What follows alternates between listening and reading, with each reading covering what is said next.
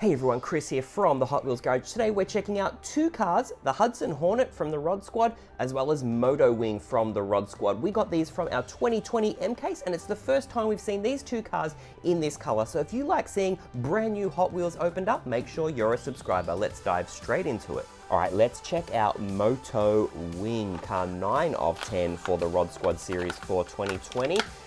Nice color green there, would we call that? Mint green? I'm not sure.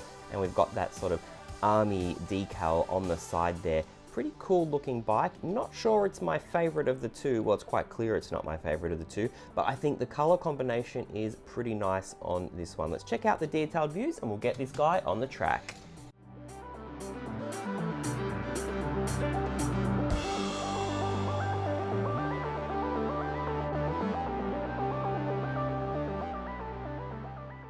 All right, next up, it's the Hudson Hornet from the Rod Squad, 4 of 10. Man, take a look. We've already seen the Hudson Hornet this year for 2020, but this is the first time we've seen it in this color. Take a look at that. This purple is very, very nice.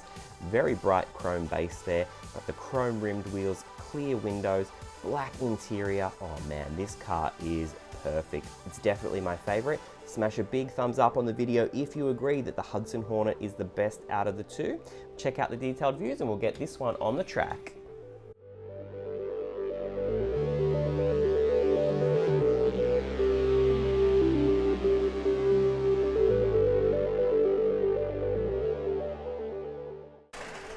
All right, let's get this Moto Wing on the track.